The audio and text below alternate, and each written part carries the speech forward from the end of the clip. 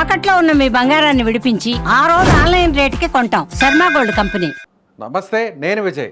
గత వారం రోజులుగా గల్ఫ్ కంట్రీస్లో ఉన్నటువంటి వారెవ్వరికి కూడా కంటి మీద కునుకు లేకుండా చేసింది ఇరాన్. ఎందుకంటే అక్కడ అమెరికాకు సపోర్ట్ చేస్తున్నటువంటి అనేక గల్ఫ్ కంట్రీస్ మీద వరుసగా డ్రోన్స్ అలాగే మిసైల్స్ వేస్తూ ఎంతో ఇబ్బంది పెట్టినటువంటి ఇరాన్ తాజాగా ఒక సంచలనమైనటువంటి ప్రకటన చేసింది. ఇరాన్ అధ్యక్షుడిగా ఉన్నటువంటి మసూద్ పెజకిస్తాన్ అనేటువంటి అధ్యక్షుడు తాజాగా ఒక అనౌన్స్మెంట్ చేశారు. ఏంటంటే ఇకపై గల్ఫ్ కంట్రీస్ మీద తాము దాడి చేయం, ఇప్పటి వరకు అక్కడ ఉన్నటువంటి అమెరికాకు సంబంధించినటువంటి ఎయిర్ బేసెస్ నుంచి అమెరికా ఫోర్సెస్ తమ మీద దాడి చేయడంతోనే తిరిగి వాళ్ళ మీద అటాక్ చేసేము తప్ప వాంటెడ్లీ ఆ దేశాల మీద దాడి చేయాలనే ఉద్దేశం తమకు లేదు, ఇకపై అలాంటి దాడులు చేయమంటూ కూడా క్షమాపణలు చెప్పారు ఇరాన్ అధ్యక్షుడు. సో దీంతో ఇప్పుడు గల్ఫ్ కంట్రీస్ అన్నీ కూడా ఊపిరి పీల్చుకుంటున్నాయి. ముఖ్యంగా గల్ఫ్ కంట్రీస్లో ఉంటున్నటువంటి తెలుగు వాళ్ళు చాలామంది కూడా ఈ ఒక్క స్టేట్మెంట్తో అందరూ కూడా సంతోషంతో ఉన్నారు. ఎస్, దీని గురించి మాట్లాడదాం. సో సౌదీ అరేబియాకు సంబంధించినటువంటి తెలుగు అసోసియేషన్ వ్యవస్థాపక అధ్యక్షులు మల్లేష్ గారు లైవ్ కాల్లో ఉన్నారు. నమస్తే అండి. నమస్తే అండి, సుమన్ టీవీ వారు. ఎస్, సో ఈ అనౌన్స్మెంట్, ఈ ప్రకటన ఒక రకంగా బిగ్ రిలీఫ్ అనుకోవచ్చా గల్ఫ్ కంట్రీస్లో ఉన్నటువంటి ఇండియన్స్కి? తప్పనిసరిగా అండి, ఇరాన్ ప్రెసిడెంట్ గారు ఇచ్చిన ఈ స్టేట్మెంట్ అనేది గల్ఫ్ కంట్రీస్ లో ఉన్న వాళ్ళకి మాత్రమే కాదు, వివిధ దేశాల నుంచి ట్రావెల్ చేస్తూ గల్ఫ్ దేశాల్లో దుబాయ్ అవ్వచ్చు, కొంతమంది బహ్రెయిన్ అవ్వచ్చు, ఖతార్, కువైట్ లో ఇరుక్కుపోయిన వాళ్ళందరికీ కూడా ఇది ఉపశమనం కిందే మనం భావించాలండి. ఎందుకంటే చాలా క్లియర్ గా స్టేట్మెంట్ ఇచ్చాడు, మా మీద దాడి చేయనంత వరకు మేము ఈ గల్ఫ్ కంట్రీస్ మీద దాడి చేయమనేది చాలా క్లియర్ స్టేట్మెంట్ సార్. దాన్ని చాలా మనం పాజిటివ్ గా తీసుకోవాలండి. మాట ఆయన చాలా స్పష్టంగా చెప్పారు, మా మీద దాడి చేయనంత వరకు తిరిగి వాళ్ళ మీద మేము దాడి చేయము అంటూ కూడా ఇరాన్ అధ్యక్షుడు చెప్పాడు అంటున్నారు. అయితే ఇప్పుడు ఇక్కడ ఉన్నటువంటి గల్ఫ్ కంట్రీస్లో చాలా చోట్లంతా కూడా మెయిన్ అమెరికాకి సంబంధించినటువంటి ఎయిర్ బేసెస్ ఉన్నాయి. అక్కడ నుంచే సో అమెరికా ఫోర్సెస్ అన్నీ కూడా ఫైటర్ జెట్స్ కావచ్చు, మిసైల్స్ కావచ్చు, అక్కడి నుంచే లాంచ్ చేసి ఇరాన్ మీద అటాక్ చేస్తుంది. సో మళ్ళీ తిరిగి అటాక్ చేసే పరిస్థితి లేదంటారు ఒకవేళ అమెరికా దాడి చేస్తే? ఖచ్చితంగా అండి, ఖచ్చితంగా. అతను చాలా క్లియర్ స్టేట్మెంట్ ఇచ్చారు. మా దగ్గరికి ఎక్కడి నుంచి అయితే సోర్స్ అంటే ఏ దేశం నుంచి మా మీదకి మిసైల్స్ వస్తున్నాయో అక్కడికి మేము టార్గెట్ చేస్తామని చాలా క్లియర్ స్టేట్మెంట్ అండి. అతను చాలా క్లియర్ గా ఉన్నాడు. ఇప్పుడు ఫర్ ఎగ్జాంపుల్ యుఎస్ బేస్లు మా ఏ గల్ఫ్ కంట్రీస్ నుంచి ఆపరేట్ చేసినా మళ్ళీ రిటాలియేషన్ ఉంటుంది దానికి. అతనేమి కంప్లీట్ గా న్యూట్రల్ అనట్లే. ఇప్పుడు గల్ఫ్ దేశాలు ఖచ్చితంగా రెమెడీస్ తీసుకుంటాయి. ఎందుకంటే వాళ్ళు యుఎస్ కి ఎంత సన్నిహితంగా ఉన్నప్పటికీ అక్కడ వాడు చేసేది యుఎస్ మీద కాదు కదా, వాడు చేసేది ఆయా దేశాల మీద చేస్తున్నాడు. ఆయా దేశాలు డ్యామేజ్ అయిపోతాయి ఇప్పుడు. సో వాళ్ళు కూడా దీన్ని తీసుకుని ఖచ్చితంగా యుఎస్ వాళ్ళకి లేదు, మా దేశంలో ఉన్న ఈ మీ బేస్ల నుంచి ప్రస్తుతం ఆపండి అని చెప్పే అవకాశం కూడా ఉంది. నిజంగా ఆ పరిస్థితి ఉంటుందా? ఒకవేళ గల్ఫ్ కంట్రీస్ రిక్వెస్ట్ చేస్తే అమెరికా మౌనంగా ఉంటుందా? మౌనంగా ఉంటుందని నేను చెప్పను కానీ రిటాలియేషన్ అంటే ఈ దేశాల నుంచి కూడా కొంచెం యుఎస్ కి బ్యాక్లాష్ అవుద్ది ఇప్పుడు. ఎందుకంటే క్లియర్ స్టేట్మెంట్ ఇచ్చాడు అతను. ఇప్పుడు దుబాయ్ వాళ్ళు ఖచ్చితంగా ఆపాలి, ఎందుకంటే వాళ్ళది చిన్న కంట్రీ, ఆల్రెడీ ఇప్పటికే చాలా ఇంపాక్ట్ అయింది. ఇప్పుడు అక్కడ బేస్ నుంచి వాడు స్టార్ట్ చేస్తే వాడు ఇంకా దాన్ని స్టార్ట్ చేస్తాడు. మార్నింగ్ దుబాయ్ ఎయిర్పోర్ట్ మీద లాంచ్ చేశారు. అఫ్ కోర్స్ దాన్ని ఇంటర్సెప్ట్ చేశారు, ఓన్లీ డెబ్రిస్ వరకు ఆ ఎయిర్పోర్ట్ చుట్టుపక్కల పడ్డాయి. సో మనం పాజిటివ్ గా తీసుకుందాము. ఈ గల్ఫ్ కంట్రీస్ కూడా అతని స్టేట్మెంట్ తో ఏకీపించి వాళ్ళు కూడా మంచి యాక్షన్ తీసుకుని అటు సైడ్ పోకుండా ఉంటే వీఆర్ ఆల్ సేఫ్ అండి. అది లేకపోతే రిటాలియేషన్ ఉంటది, అటు ఇటు ఉంటది, ఎక్స్చేంజ్ అవుతుంది. వాళ్ళు కామ్ గా ఉండరు కదా, ఎక్కడి నుంచి వస్తున్నాయో అక్కడికి ఖచ్చితంగా చేస్తాడు. సో యుఎస్ వాళ్ళకి నెక్స్ట్ వాళ్ళకున్న సపోర్టింగ్ కంట్రీస్ వేరే ఉంటాయి గల్ఫ్ కంట్రీస్ కాకుండా, అక్కడి నుంచి ఏదైనా చేసుకునే అవకాశం కూడా ఉంది. అంటే ఈ వార్ అనేది చాలా టైం పడుతుంది ఇది ఎండ్ అవ్వడానికి, అదే మనకు కనిపిస్తుంది.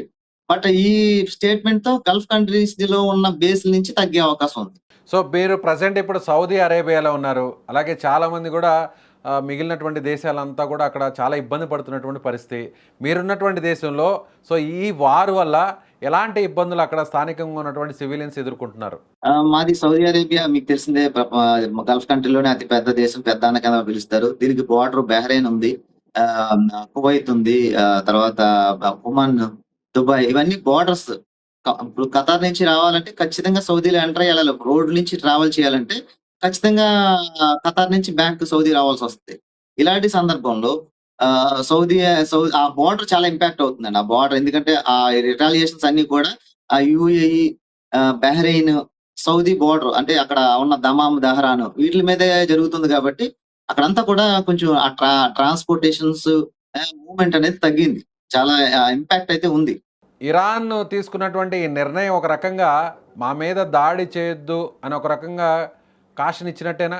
తిరిగి మీరు మళ్ళీ కానీ కాషనే దాడులు కదండీ! ప్రారంభిస్తే కాషనే. ఇంకా వెనక్కి తగ్గం గల్ఫ్ కంట్రీస్ అని ఏమాత్రం కూడా మేము లెక్క చేయమని చెప్పేసినట్టే అనుకోవచ్చా?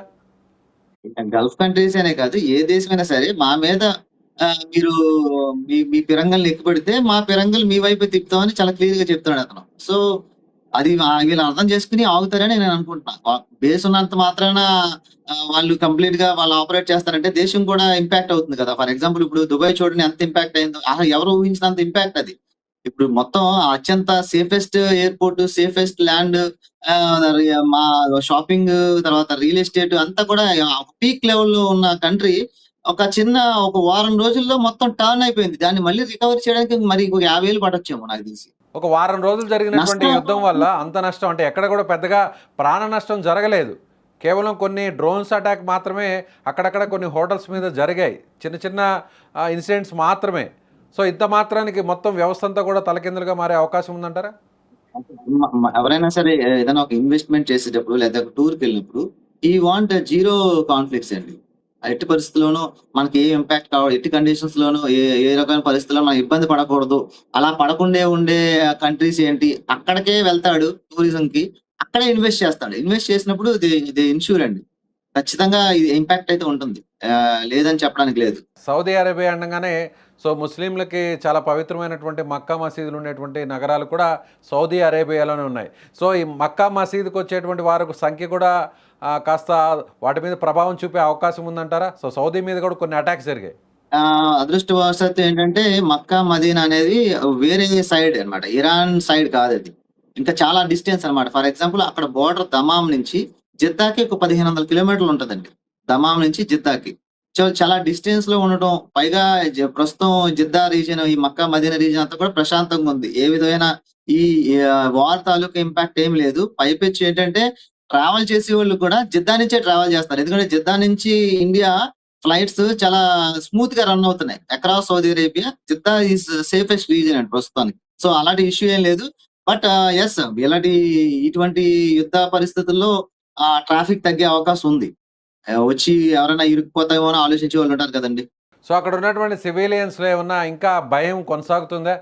సో రోజువారీ కార్యక్రమాలకు ఏమన్నా ఇబ్బంది కలిగిందా? లేదంటే సో ఆ టైంలో వరకే స్టార్టింగ్ ఉన్నటువంటి 1 ఆర్ 2 డేస్ అంటే మిసైల్స్ లేదంటే ఆ ఇంటర్సెప్ట్ చేసిన టైంలో శకలాలు పడినటువంటి ఆ ప్లేస్‌లో మాత్రమే కొంత హడావిడి నడిచి మిగిలినటువంటి అన్ని ప్లేస్‌లో యథావిధిగా రోజువారీ కార్యక్రమాలు జరిగిపోతున్నాయా? ఇప్పుడు ప్రెజెంట్ మీరున్నటువంటి దేశంలో?